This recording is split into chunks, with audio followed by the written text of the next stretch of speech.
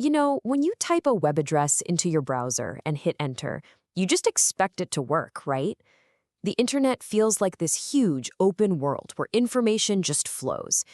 But how much control do you really have over what pops up on your screen? And who else might be pulling the strings? So let's just get right to it and ask the big question. Is your internet actually truly open? Well, the answer is a lot more complicated than you might think, and a huge part of it depends on where in the world you're sitting right now. Here's the deal.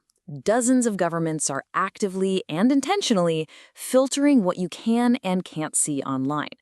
This isn't some bug or technical glitch. It's a deliberate choice. And in this explainer, we're going to break down exactly how they do it. All right, so here's our game plan. We'll kick things off with a big picture look at internet freedom around the world. Then we're going to get into the nuts and bolts of how blocking actually works. After that, we'll check out some real-world examples, dive into the big debate they've sparked, and finally look at what the future of all this control might hold. So let's start with that global snapshot. Just how filtered is the web, really? Well, organizations like Freedom House, they actually track this stuff, and their findings are pretty sobering. Their research shows that a massive chunk of the world's internet users are in countries where online access is either partially free or not free. And that means their internet is being actively restricted. And if you want to put some names to those numbers, the group Reporters Without Borders calls out what it terms enemies of the internet. We're talking about countries like China, Iran, Syria, Vietnam, and Bahrain, places known for really severe online censorship and for keeping a very close eye on what their citizens do online. Okay, so how do they do it?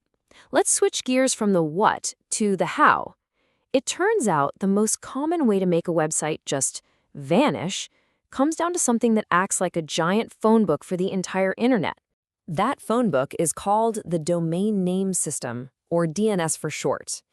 Every single time you type a simple website name into your browser, DNS is the system that translates it into a long numerical IP address that computers need to find each other.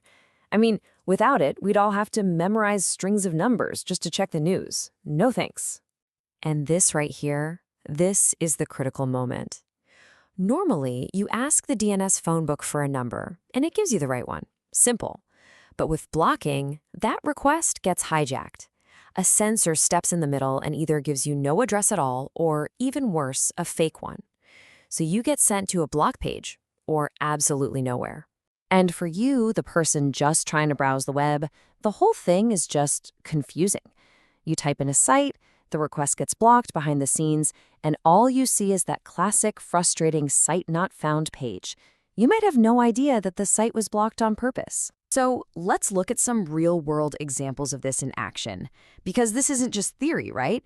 Governments all over the globe are using DNS blocking, and often for very, very different reasons. And this is fascinating. The reasons given for censorship can totally change with the political weather. Take Thailand. Before 2006, the data shows most blocked sites were porn. But fast forward to 2010, after some political turmoil, and that focus did a complete 180. Suddenly, a whopping 77% of blocking was aimed at content considered critical of the monarchy. In other countries, blocking is just one part of a much bigger strategy.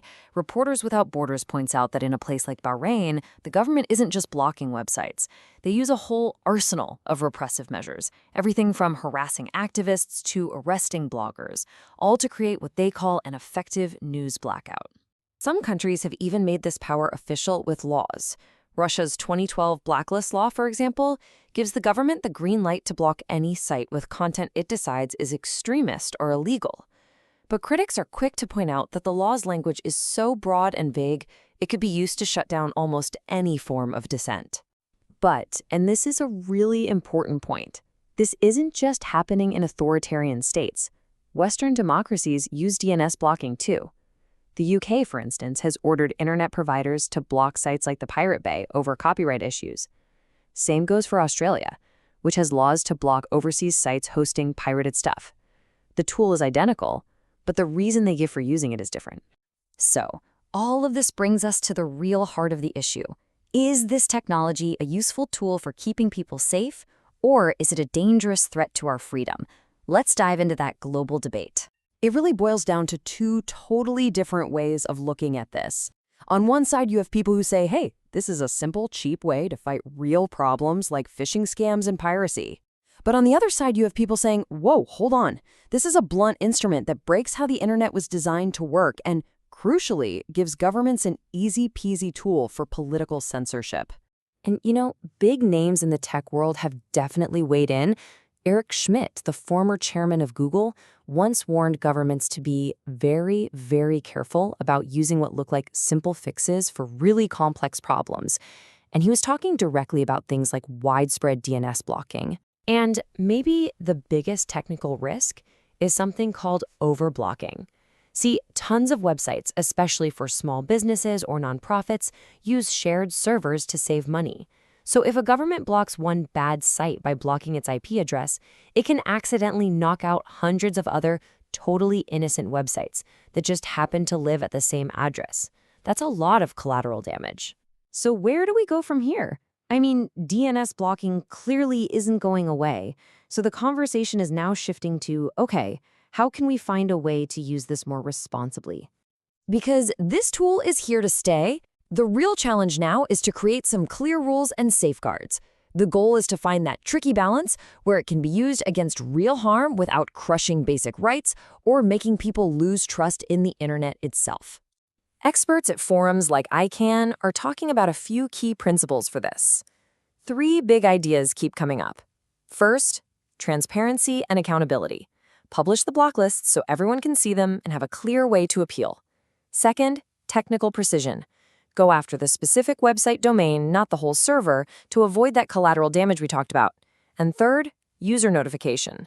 Instead of a generic error, just tell people why a site is blocked. That builds trust. And all of this leaves us with the ultimate question, the one at the very center of this whole thing. When we're online, we are constantly trying to balance security against freedom. So, who should get to draw that line, and where? It's a question that affects every single one of us.